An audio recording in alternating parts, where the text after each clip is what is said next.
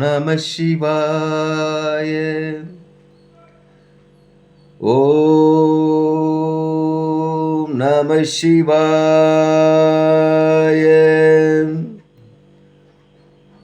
ஓம் நம சிவாய.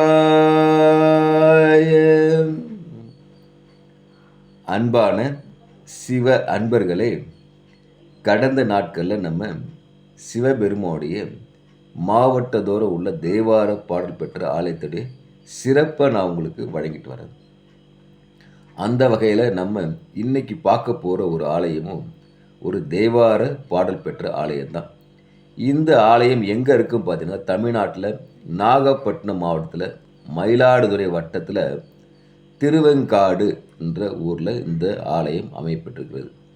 இந்த ஆலயத்துடைய சிறப்பு என்னன்னு பார்த்தீங்கன்னா, சமயக்குறவர்கள் 4 பாடல் பெற்ற ஆலயம்.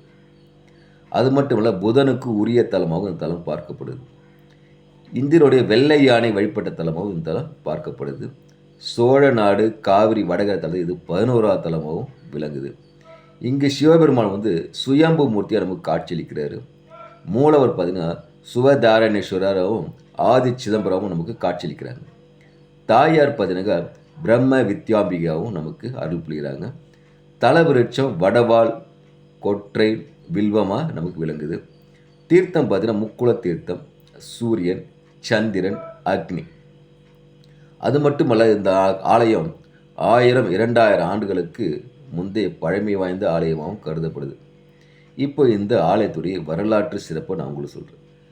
பிரம்மனிடம் வரம் வாங்கின மருத்துவன் என்ற அரக்கன் என்ன பண்ணுறான், தேவர்களுக்கு தொடர்ந்து துன்பம் செஞ்சுட்டே வரான். தொடர்ந்து துன்பம் செய்ய வரும்போது தேவர்களால் ஓரளவுக்கு மேலே துன்பத்தை தாங்க முடியல. அதனால் நேராக சென்று சிவபெருமான்கிட்ட முறையிடுறாங்க. அப்படி சிவபெருமான்கிட்ட முறையிடும் போது சிவபெருமான் பண்ணுறாரு, தன்னுடைய உருவம் மாற்றி கொண்டு நீங்கள் திருவெண்காடு சென்று அங்கே போயிட்டு வாழுங்கன்னு சொல்கிறாரு. அந்த வார்த்தையை கேட்டு தேவர்களும் திருவெண்காடு சென்று அங்கே தன்னை உருவை மாற்றி கொண்டு வாழுறாங்க. இதை அறிஞ்சிட்டு அரசர் என்ன பண்ணுறான், அங்கே போயிட்டு அவரோட போர் செய்கிறான். அது மட்டும் இல்லாத அங்கே சிவபெருமான் நினச்சி தவம் செய்கிற ரிஷப தேவரையும் தாக்குறோன்னு ரிஷப தேவருக்கு ரொம்ப கோபம் வருது. அவர் போயிட்டு சிவபெருமான்கிட்ட முறையிடுறார். இதனால் சிவபெருமான்கிட்ட முறையிட்டோடனே சிவபெருமான் மிகவும் கோபமாட்டுறாரு. கோபமடைஞ்சு அவருடைய அகோர மூர்த்திய முகமான ஈசானி அகோர முகம் 5வது முகத்தோட சிவபெருமான் அங்கே எழுந்துடுறாரு. இந்த அகோர மூர்த்திய உருவத்தை பார்த்தோன்னே அசுரனுக்கு சிவபெருமான தெரிஞ்சிடுச்சு. அதனால் சிவபெருமான்கிட்ட போய் சரணடைகிறாரு. ஆனால் சிவபெருமான் என்ன பண்ணுறாரு, அவரை மன்னிக்கிறதா இல்லை, அவர் தன் காலடியில் மிதிக்கிறாரு. மிதிச்சு இந்த ரிஷபதேவரை தூக்கி நிறுத்துறாரு. அந்த காட்சியும் இன்னும் அந்த ஆலயத்தில் அமைப்பட்டிருக்குது. அது மட்டும் அல்லாமல் பார்த்தீங்கன்னா, காசியில் எப்படி விஷ்ணுடைய பாதம் இருக்குதோ அதேமாதிரி இங்கே பார்த்தீங்கன்னாக்கா சிவபெருமான் ருத்ர பாதமும் வடவாலும் சிவலிது கீழே இன்றளவும் காண முடியுது. அவ்வளோ சிறப்பு வாய்ந்த ஆலயம் இந்த ஆலயம் பார்க்கப்படுது. அது மட்டுமல்ல, இந்த ஆலயம் பார்த்தீங்கன்னாக்கா பக்திக்கு உகந்த ஆலயம். பக்திக்கு உகந்த ஆலயம் என்ன சொல்கிறதுனா, நம்ம வேண்டுதல் வைக்கிறோம்ல, அந்த சிறந்த ஆலயமாக பார்க்கப்படுது. வேண்டின வரம் கிடைக்கும் ஆலயமாகவும் இந்த ஆலயம் பார்க்குது. இங்கே பார்த்தீங்கன்னாக்கா நடராஜர் சிலைக்கு வருஷத்துக்கு 6 முறை அபிஷேகம்லாம் செஞ்சு ஆராதனை பண்ணுறாங்க. அவ்வளோ சிறப்பு, அந்த சிறப்பு நடக்குது.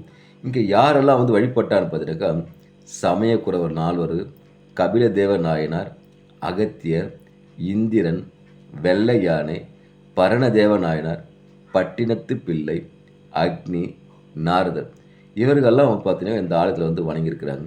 அவ்வளோ சிறப்பு பெற்ற ஆலயமும் இந்த ஆலயமாக பார்க்கப்படுது. அதனால் அன்பான சிவ அன்பர்களே, வாய்ப்பு உருவாக்கிக்கங்க. நாகப்பட்டினம் மாவட்டத்தில் இருக்கிற சுவதேரானேஸ்வரர் இப்போ சென்று வணங்குங்க, இறையருள் பெறுங்க, இன்புற்று வாழ்க. ஓம் நமச்சிவாய. ஓம் நமச்சிவாய. ஓம் நமச்சிவாய. நமச்சிவாய வாழ்க. நாளந்தால் வாழ்க.